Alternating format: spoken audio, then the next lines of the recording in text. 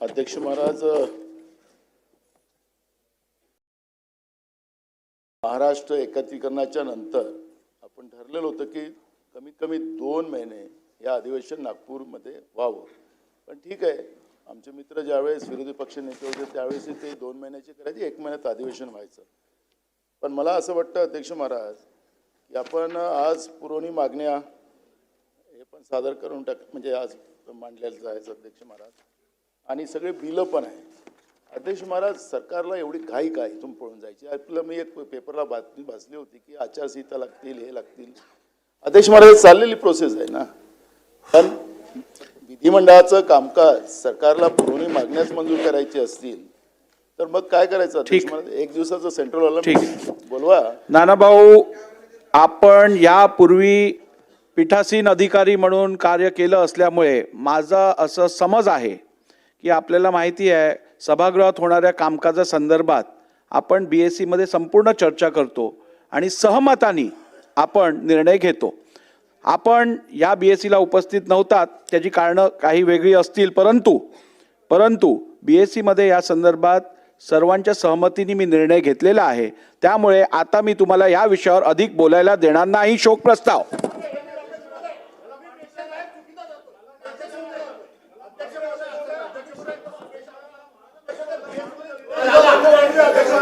बसून घ्या. भास्कररावांना बोलू द्या. बसून घ्या. बोला.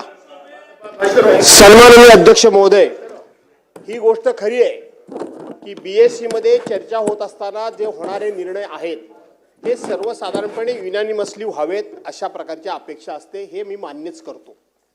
दुसरी गोष्ट, मला हाही नियम माहीत आहे की सर्वसाधारणपणे BSc मध्ये झालेली चर्चा येऊन बाहेर बोलायचं नसतं, हेही मला माहिती आहे. तरी मी बोललोय, हेही मी मान्य करतो. मी कधी आयुष्यात खोटं बोलत नाही. पण अध्यक्ष महोदय, आपण असा मेसेज आमच्या समोर पाठवताय. सन्मान्य सदस्य नानाभाऊ पटोले यांनी जो मुद्दा उपस्थित केला की हे अधिवेशन विदर्भाचं असल्यामुळे विदर्भ करारानुसार व्हायला पाहिजे, हा त्यांचा प्रमुख मुद्दा. ठीक आहे, त्याच्यावर आपण निर्णय देणार. पण आपण असा मेसेज पाठवला की आम्ही तिथं या सगळ्या गोष्टीला मान्यता दिलेली. आम्ही आमचं मत तिथं मांडलेलं आहे की 8 ते 19 पर्यंत व्हावं, हा आम्ही आग्रह केला. एखादा आठवडा अधिक वाढवा म्हणून आग्रह केला. निर्णय झाला इथपर्यंत ठीक आहे, परंतु तुम्ही आमच्याबद्दल संशयाचं वातावरण निर्माण करू नये असं मला म्हणायचं. ठीक आहे सर. अध्यक्ष महोदय, आमचे मित्र नानाभाऊ हे पीठासीन अधिकारी होते. ते असं म्हणतात घाईघाईने तुम्ही पुरवणी मागण्या टाकताय, घाईघाईने तुम्ही अध्यादेश टाकताय, घाईघाईने तुम्ही विधेयकं टाकतायत. पीठासीन अधिकारी म्हणून त्यांना हे नक्की माहिती आहे की अधिवेशनाच्या पहिल्या दिवशीच आपण नेहमी पुरवणी मागण्या दाखवतो, चर्चा नंतर होते. पहिल्या दिवशीच जे विधेयकं आपल्याला त्या ठिकाणी मान्य करायची आहेत त्याचं इंट्रोडक्शन पहिल्या दिवशीच होतं आणि अध्यादेश तर पहिल्या दिवशी दाखवले पाहिजेत, हा नियम आहे.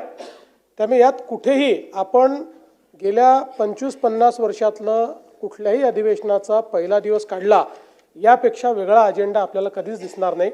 त्यामुळे मला असं वाटतं की ही भावना आमची पण आहे की अधिवेशन जास्तीत जास्त झालं पाहिजे. आणि तुम्हाला सांगतो की गेल्या 25 वर्षामध्ये सर्वात जास्त अधिवेशन मी मुख्यमंत्री असतानाच नागपुरात चाललं आहे आणि पुढेही चालेल. आता आपल्यालाच माहिती आहे आचारसंहिता आहे, पुढे कधी आचारसंहिता होऊ शकते हे आपल्याला माहीत नाही. पण ती जी काही इंडिकेशन परवाच्या प्रेस कॉन्फरन्समध्ये आपल्या इलेक्शन कमिशनने दिले म्हणून आपण त्या दिवशी विचार केला आणि 2 दिवस म्हणजे पहिला आठवडा आणि प्लस 2 दिवस 10च्या ऐवजी 7 दिवस होत आहे. हे पुढच्या वर्षी कॉम्पन्सेट करून टाकू, काळजी करू नका. अध्यक्ष महाराज, मी पीठासीन अधिकारी होतो आणि अजितदादा त्यावेळेस आमच्या त्या मंत्रिमंडळात होते. अध्यक्ष महाराज, सगळ्यांना माहिती आहे. मी ते पण होते. अध्यक्ष महाराज यावेळेस, कारण की मी आज मी सभागृहाचा प्रमुख म्हणून म्हणजे तुम्ही त्यावेळेस मी निर्णय करायचा की नाही असं नाही होणार, अधिवेशन इतका कालावधी चाललाच पाहिजे, ही भूमिका मांडायची. मी यांचं ऐकून नाही घ्यायचं अध्यक्ष महाराज. त्याच्यामुळे अध्यक्ष महाराज, मला माझी जबाबदारी त्या चेअरवर बसून मला माहिती होती की मी या सभागृहाला काय न्याय दिला पाहिजे, हे माझी जबाबदारी होती अध्यक्ष महाराज. मला तुमच्यावर काही आरोप आणायचा नाही अध्यक्ष महाराज.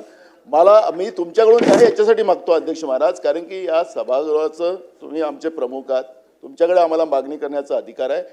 अध्यक्ष महाराज, माझी विनंती आपल्याला, मी काही आदेश सूचना नाही करत अध्यक्ष महाराज, हे अधिवेशन कृपया विदर्भासाठी आपण वाढवून द्यावा सरकारला आणि त्या पद्धतीची भूमिका आपण मांडावी असं माझं मत आहे. मुख्यमंत्री मोदयांनी म्हटलं मला काही विरोध करायची गरज नाही, मला पाहिजेच अधिवेशन विदर्भात असं ते म्हणाले. ठीक आहे, कामकाज तुम्ही- पुढे जाऊ दे. तुम्ही अध्यक्ष महाराज आम्हाला न्याय द्या, ही भूमिका आमची आहे.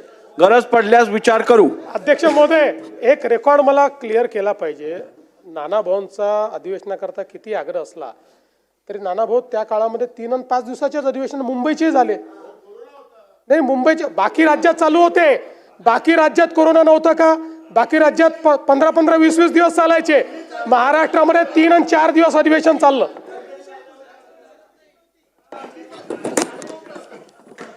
शोक प्रस्ताव.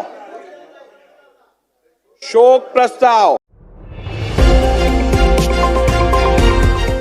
झुंजार जनता न्यूज, फक्त बातमीच नाही तर बातमीचा पाठलाग.